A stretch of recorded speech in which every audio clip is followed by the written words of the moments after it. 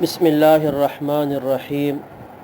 سیرت النبی صلی اللہ علیہ وسلم، درس نمبر 18۔ آج کے درس میں سیرت سے متعلق 3 باتیں ذکر کرنی ہے۔ پہلی بات اذان کی مشروعیت، نمبر 2 حضرت عثمان رضی اللہ تعالی عنہ کا کنواں خریدنا، اور نمبر 3 مدینے میں منافقین کا سر اٹھانا۔ نبی اکرم صلی اللہ علیہ وسلم جب مدینہ منورہ پہنچ گئے تو گزشتہ درس میں ذکر ہوا تھا کہ آپ نے مسجد نبوی کی بنیاد رکھی، مہاجرین اور انصار کے درمیان اخوت اور بھائی چارگی قائم کی۔ اب اس وقت تک معمول یہ تھا کہ جب نماز کا وقت ہوتا تو خود بخود لوگ جمع ہو جاتے اور نماز ادا کر لی جاتی، لیکن نبی اکرم صلی اللہ علیہ وسلم کی یہ چاہت تھی کہ نماز کے لیے کوئی ایسی علامت ہونی چاہیے کہ جس سے تمام مدینے والوں کو بیک وقت ایک اطلاع مل جائے اور وہ ایک ساتھ مسجد میں حاضر ہو اور جماعت ہو جائے۔ چنانچہ رسول اللہ صلی اللہ علیہ وسلم نے مشورہ کیا کہ نماز کے لیے لوگوں کو بلانے کا کیا طریقہ اختیار کیا جائے۔ تو جو دیگر مذاہب میں تھا تو لوگوں نے اس کی طرف نشاندہی کی۔ صحابہ نے بعض نے مشورہ دیا کہ ناقوس بجا دیا جائے، ناقوس یعنی گھنٹی جس طرح بجاتے ہیں، تو کہا کہ اس کو بجا دیا جائے۔ نبی اکرم صلی اللہ علیہ وسلم نے فرمایا کہ یہ تو نصارہ سے مشابہت ہے، یہ تو عیسائیوں کا طریقہ ہے، آپ نے اس کو رد کیا۔ بعض نے کہا کہ کسی اونچی جگہ پر آگ جلا دی جائے، لوگ جب آگ دیکھیں گے تو جمع ہو جائیں گے، تو یہ نماز کا ہوگا۔ آپ نے فرمایا یہ تو مجوسیوں کا طریقہ ہے، ان کے ساتھ مشابہت، اس کو بھی آپ نے ناپسند کیا۔ غرض مختلف مشورے آتے رہے، لیکن رسول اللہ صلی اللہ علیہ وسلم نے کسی بات کا کسی کو متعین نہیں کیا اور کسی پر فیصلہ نہ ہو سکا۔ مجلس برخاست ہو گئی اور سب اپنے اپنے گھروں کو چلے گئے۔ اسی میں حضرت عبداللہ بن زید رضی اللہ تعالی عنہ صحابی ہیں، وہ بھی تھے، وہ بھی چلے گئے۔ رات کو اپنے گھر گئے، سو گئے۔ خواب میں دیکھا کہ ایک شخص ہے، اس کے ہاتھ میں ایک ناقوس ہے جو بجایا جاتا ہے، گھنٹی ٹائپ کی کوئی چیز ہے۔ تو انہوں نے کہا کہ آپ اس کو فروخت کرو گے؟ تو اس شخص نے کہا کہ تم اسے خرید کر کیا کرو گے؟ اس نے کہا کہ ہم اس کو بجا کر نماز کے لیے لوگوں کو بلائیں گے۔ تو اس شخص نے کہا اگر میں تم سے اس سے بہتر اور عمدہ طریقہ بتلا دوں؟ تو انہوں نے کہا ضرور بتلائیے، کیا ہے؟ تو اس شخص نے پوری اذان دے دی، اللہ اکبر سے لے کے لا الہ الا اللہ تک، پورے اذان کے کلمات، اور پھر کہا کہ جب جماعت کھڑی ہونے لگے تو اقامت کے کلمات بھی سکھلا دیے، اسی خواب کے ہی کہ اس میں قد قامت الصلاۃ کا اضافہ کر لیا جائے۔ حضرت عبداللہ بن زید رضی اللہ تعالی عنہ نے یہ خواب دیکھا۔ جب صبح ہوئی تو آپ صلی اللہ علیہ وسلم کی خدمت میں حاضر ہوئے اور اپنا خواب سنایا۔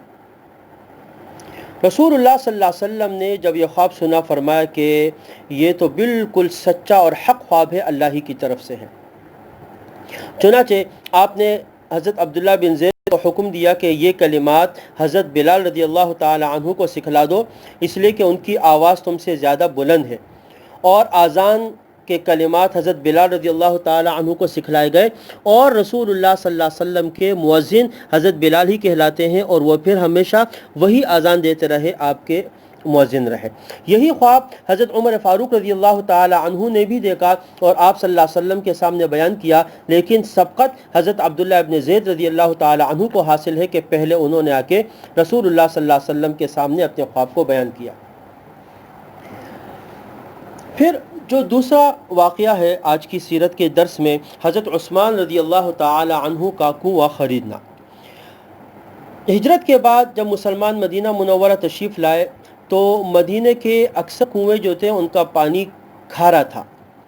ایک کنواں تھا بیر روما کے نام سے، بیر کنویں کو کہتے ہیں، روما نام تھا اس کا، بیر روما۔ اس کا پانی میٹھا تھا، لیکن اس کا مالک ایک یہودی تھا اور بغیر قیمت کے وہ کسی کو پانی نہیں دیتا تھا، اور مہاجرین تو فقراء تھے، ان کے پاس اس وقت تو کوئی ایسا مال وغیرہ تھا نہیں، تو بڑی دشواری پیش آئی ان کو پانی کے لیے۔ حضرت عثمان رضی اللہ تعالی عنہ کو اللہ پاک نے مال دیا تھا، انہوں نے بیر روما کو یہودی سے خرید کر رسول اللہ صلی اللہ علیہ وسلم کے ہاتھ میں دے دیا کہ یہ میں نے مسلمانوں کے لیے وقف کر دیا ہے۔ اور رسول اللہ صلی اللہ علیہ وسلم نے اس کے بدلے حضرت عثمان کو جنت کے چشمے کی بشارت کی کہ اللہ پاک اس کے بدلے آپ کو جنت کا چشمہ عطا فرمائیں گے۔ ترمذی میں یہ روایت منقول ہے۔ حضرت عثمان رضی اللہ تعالی عنہ کے فضائل میں سے ہے کہ آپ نے مسلمانوں کے لیے کنواں خرید کر اور مسلمانوں کے لیے وقف فرمایا۔ تیسری بات جو آج کے درس میں ہے وہ منافقین کا ظہور۔ مکے میں منافق نہیں تھے، اصل میں مکے میں تو ایک ہی مشرکین کی جماعت تھی جو غالب تھی، اور مسلمان تو وہاں بہت کمزور تھے، تو ان مشرکین کے مقابلے پر کوئی جماعت نہیں تھی۔ جب مسلمان مدینہ منورہ آئے اور یہاں پر ان کی ایک حکومت قائم ہوئی اور ان کی ایک جماعت بننے لگی، اور وہ مشرکین کے مقابلے میں ایک مضبوط جماعت بن کر سامنے آنے لگی، تو اب تبدیلی آئی۔ اب جب تبدیلی آئی، اب دو قوتیں سامنے ہو گئی، یہاں پر مسلمان اور وہاں پر مشرکین۔ تو اب نفاق ایک ایسا گروہ بیچ میں نکلا جس کو دونوں طرف اپنے مفادات نظر آ رہے تھے کہ ہمیں مشرکین سے ملنا چاہیے یا مسلمانوں سے ملنا چاہیے۔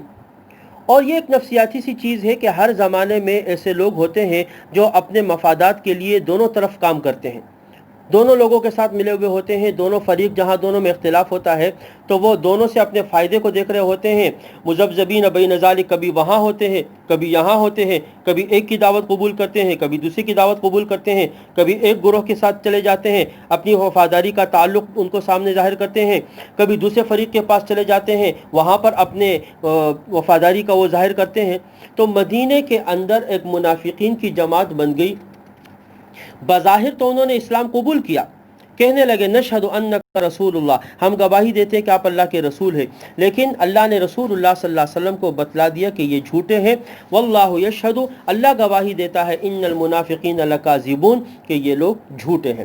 یہ جو جماعت تھی، اس منافقین، اس میں اوس میں سے بھی لوگ تھے، خزرج میں سے بھی تھے، یعنی جو عرب تھے، اور یہود سے بھی کچھ تھے، اس میں شامل ہو گئے، اور ان کے جو سربراہ تھے، جو رہنمائی کرنے والے، وہ عبداللہ بن ابی بن سلول، یہ منافقین کا سردار تھا، اور اس کے یعنی یہ سردار بنا، اور اس کے ماتحت ایک جماعت بن گئی جو کہ منافقین کی جماعت تھی۔